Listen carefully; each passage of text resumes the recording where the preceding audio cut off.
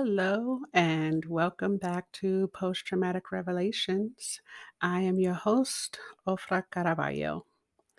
And in today's episode, we are looking at whether or not it's a safe time to start your healing journey. Now, we all talk about getting better and we talk about healing and wanting to recover from our anxiety, our depression, our addictions, our diagnoses. We all talk about healing our wounds, our traumas, but somehow we just don't. So often we're forced to deny, delay, or even ignore our trauma history. And this happens for many reasons. Sometimes we're not even sure if what we've gone through was traumatic or not. Sometimes abuse and neglect is so normalized that we don't really think about it as having been traumatizing. So many of us are thinking, doesn't everybody get their butts beat? Doesn't everybody struggle with hunger or not being treated kindly? Or doesn't everybody get cussed out? Or doesn't everybody get slapped around? Or surely not everybody is living in warm, fuzzy movie time love and compassion. So we tend to dismiss or invalidate the trauma we've gone through, normalizing it as, what's a little harsh, tough love, we call it, right? Doesn't everybody deal with divorce, separation, adoption, sexual abuse, sexual assault? Doesn't everyone have to move every few months or few years? Or there are those traumas that we're too afraid or too ashamed to talk about. We think maybe maybe it was our fault. So we blame ourselves for being beaten or being raped or being roofied, or maybe it's our fault for being abused in a relationship. And then sometimes we know it's abuse, but we feel like it's not safe to tell anyone, that if I say something, they're going to think I'm stupid for staying, or they're going to think I'm stupid for letting it happen, or that maybe it's my fault. Or if I say something, then I'll get in trouble, or someone I love will get in trouble. Maybe someone I care about might get hurt or be threatened. So a lot of times we think about it that we start to invalidate ourselves. We're like, my trauma wasn't as bad as this person. At least I got food, or at least I survived, or I didn't have it as bad as this person, as bad as that person. Or, I mean, at least I'm alive, right? I didn't die. Or maybe there's some truth to all of this, right? That maybe it's not as bad, but we all have loss. We all have trauma. And I often ask the question that if we all had gunshot wounds, would we just dismiss it? Then just bleed out? Ridiculous, right? So, why do we treat our mental, emotional, our psychological wounds any different? intentional or unintentional accidental punches still hurt, right? And accidental gunshots can still kill you. So, post traumatic healing is necessary, lest we all just bleed our pain, our anger, our rage, our depression, our fears, our anxiety, our judgment, our guilt, our shame. We just bleed it all over each other, and no one feels supported. No one feels cared for. We just bleed it out. So, back to the question at hand. Is it a safe time to start your healing journey?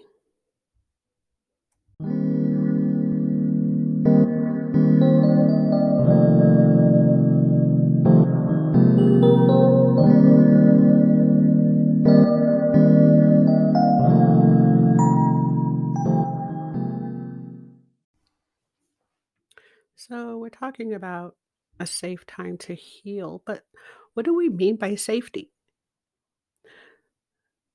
For me, safety means a state of being supported, being protected, being guarded or sheltered from danger, harm, risk, damage, or loss.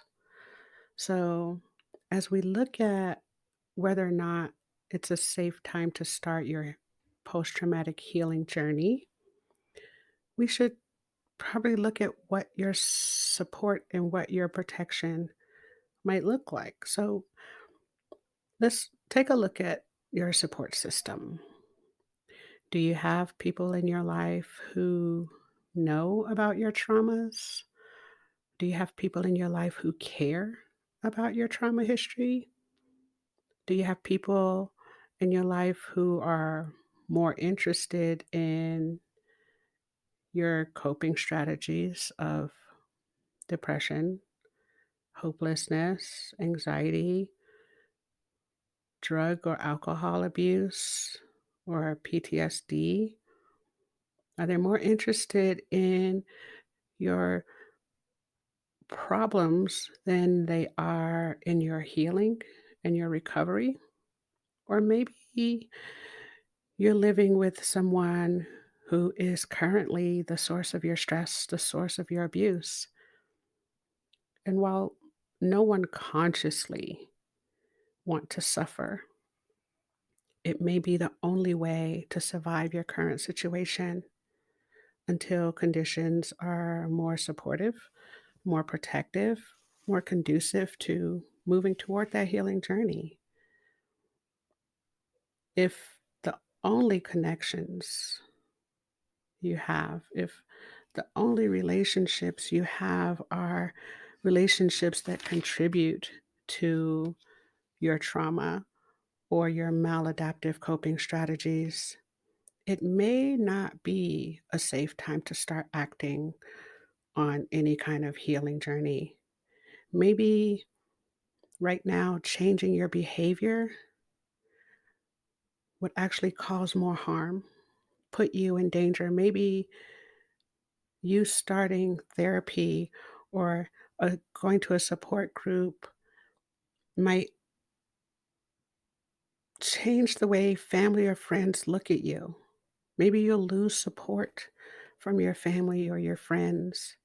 Maybe if you start using healthier coping strategies, you'll be shunned, laughed at, isolated, teased. Maybe if you stop drinking or stop using drugs, you could end up alone. Or perhaps if you tell someone about your traumas, you'll be in more danger, or someone you love could be threatened. My point is that there can be many reasons why it's not a good time. It's not a safe time to start your healing journey. And simply being aware of the potential risks of making those changes means that you're already contemplating change. You're already thinking about what it might take or what needs to happen to start your own healing journey. So, in a way, you're already, at least in the process, in contemplation of recovery, of freedom.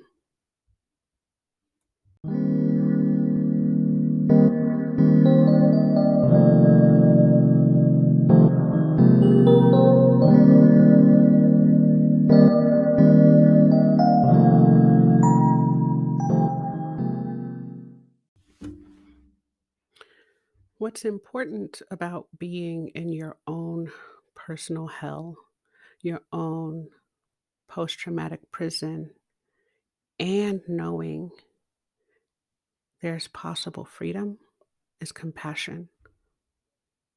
With compassion, you can give yourself permission to be where you are without judgment, without guilt, without shame. You can be where you are as you contemplate where you'd like to be, where you want to go. Too often, way too often, we start to judge ourselves as stupid, weak, dumb, pathetic, worthless, useless, unworthy, all of which can lead to feelings of guilt and shame. And of course, simply strengthen the walls of our post traumatic prison. So, post traumatic healing is a process.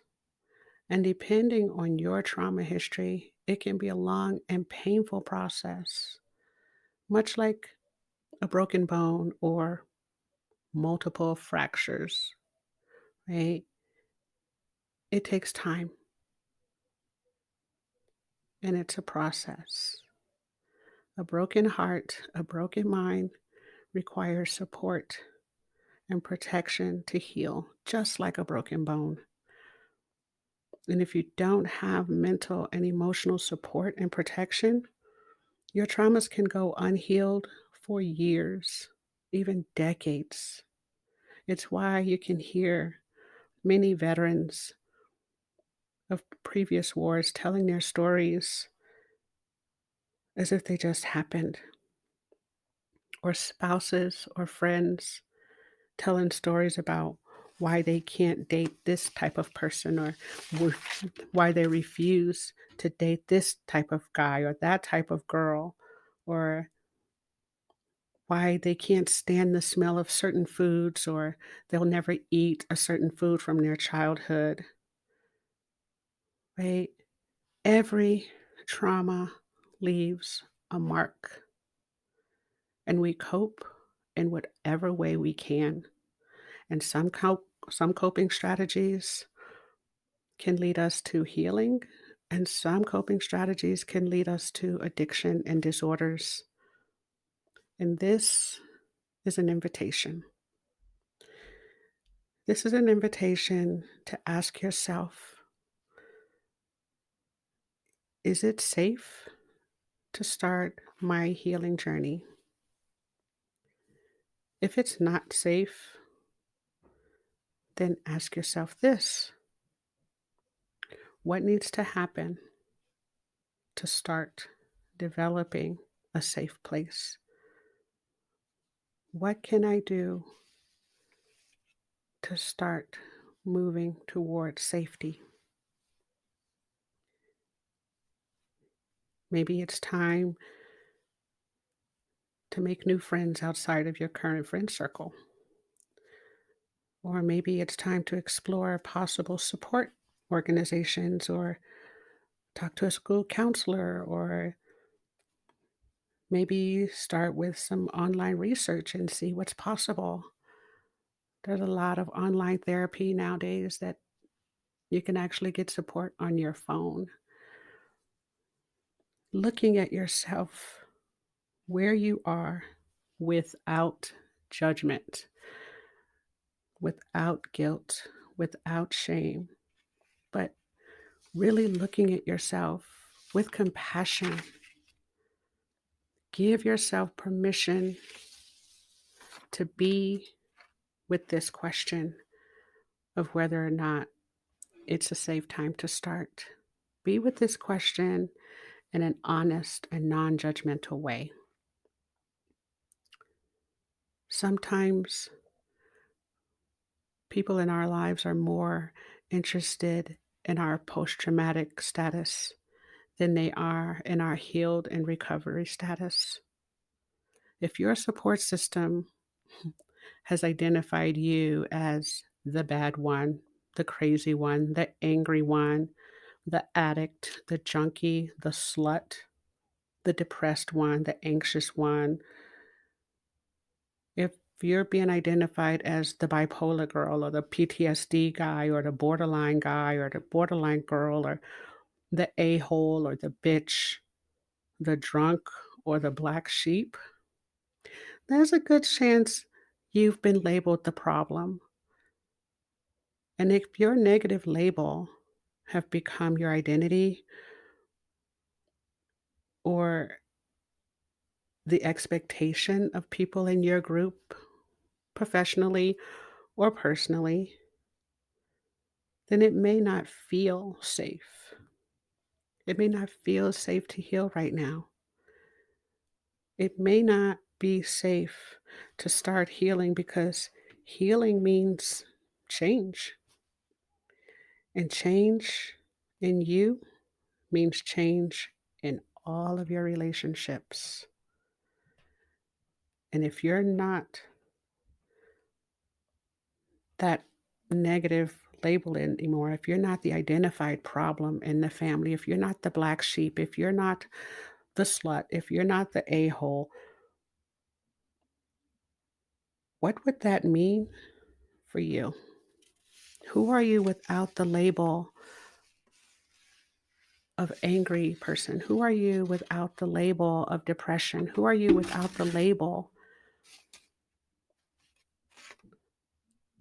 What would that mean for you? What would that mean for your relationships? Who benefits from you being the problem? What does it cost to no longer be the problem? When you change how you show up in your relationships, you change your relationships. And sometimes that doesn't feel very good. Sometimes you have to let go. Sometimes you have to drop the crutches before you can run again. And sometimes you have to drop the toxic relationships before you can love again, before you can feel supported, before you can have healthy relationships. And that loss, that in between stage can feel so scary, so painful that often we just choose to stay in a toxic relationship. We choose to keep the crutches longer, and that delays the healing because that in between place, that space between letting go and receiving the next best thing can be so scary and feel so lonely that we just avoid it. A lot of times we'll start the healing work, and as we're losing those friends or losing those relationships or there's distance, there also comes this anxiety or this sadness. Sometimes maybe it's triggering old neglect or old abandonment, but there's this discomfort in between the painful and the suffering and then the new and the healthy. And so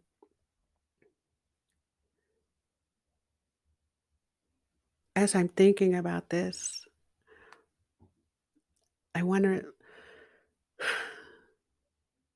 I want to bring up the most important person in any relationship. And I don't mean this in an egotistical, negative way, but you can't give what you don't have. And so, as I talk about safety and healing and this being a safe time to heal, the most important person in this process is you. The most important person on your healing journey is you. You must be your first safe place. Stop judging yourself. Stop lying to yourself. Stop betraying yourself and start loving yourself.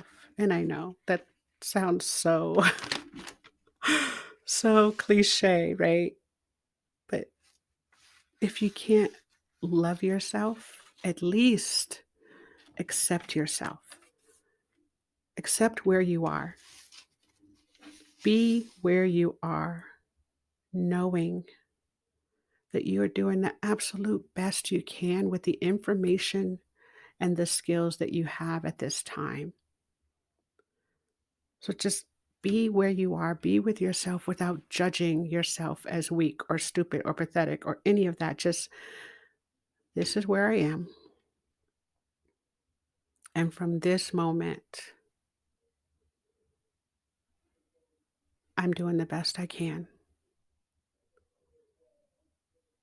with what I have and what I can do. And as you give yourself permission to just be where you are, then you can start with being honest, being loyal, being forgiving, being caring, being nurturing, being accepting, being supportive, essentially being the person you wish you had in a relationship because you are your first relationship. So, as you nurture yourself, as you support yourself, as you encourage yourself, as you care for yourself and forgive yourself, then you start this process of a safe place, becoming a safe place to be, that you keep your word to yourself, that you draw boundaries and protect yourself, that you don't betray yourself to make someone else feel better. You don't betray yourself for the convenience of someone else. And this is so much easier said than done. I recognize that. But this is an invitation to give yourself permission to start. So as you start being better to yourself, it will start to feel better being with yourself. And this can make your healing journey much less scary and much more safe. And I want to thank you again for your time, your attention, your permission. And I wish you love, hope, and healing. And until next time, be well.